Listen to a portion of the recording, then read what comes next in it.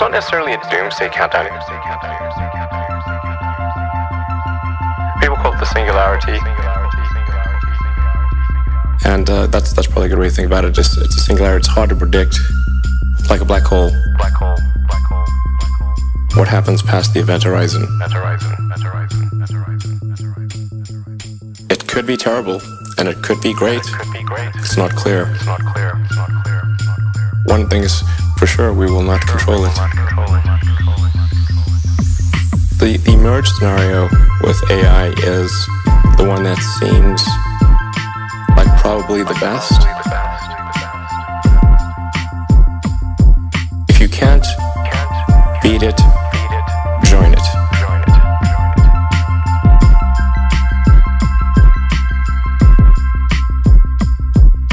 I think best case scenario, we effectively merge with AI, where AI serves as a tertiary cognition layer, where we've got the limbic system, primitive brain essentially, we've got the cortex.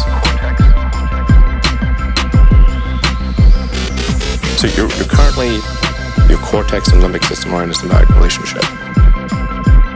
And generally people like their cortex and they like their limbic system. I haven't met anyone who wants to delete their limbic system or delete their cortex. Everybody seems to like both. And the cortex is mostly in service to the limbic system. People may think that the thinking part of themselves is in charge, but it's mostly their limbic system that's in charge. And the cortex is trying to make the limbic system happy.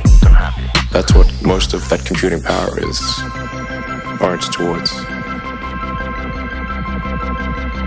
How can I make the limbic system happy?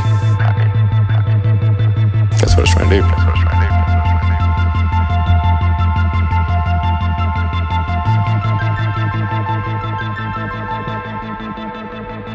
Now, if we do have a third layer, which is the AI extension of yourself, that is also symbiotic.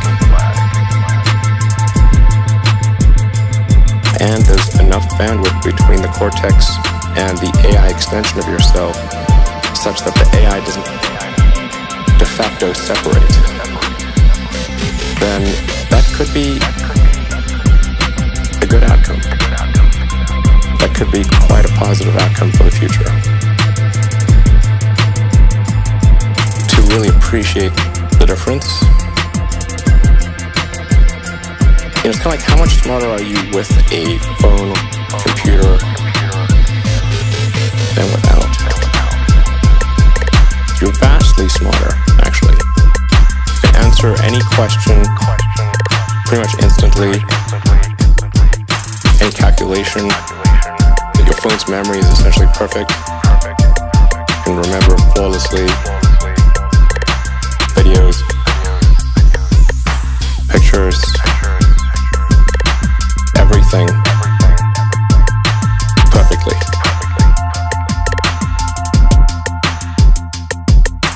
Your phone is already an extension of you. You're already a cyborg. Most people don't realize they are already a cyborg. That phone is an extension of yourself. It's just that the data rate, the communication rate between you and the cybernetic extension of yourself, that is your phone and computer, is slow. It's very slow. And that, it's like a tiny straw of information flow between your biological self and your digital self. And we need to make that tiny straw like a giant river.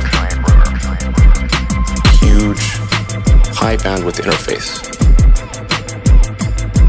It's an interface problem. Data rate problem.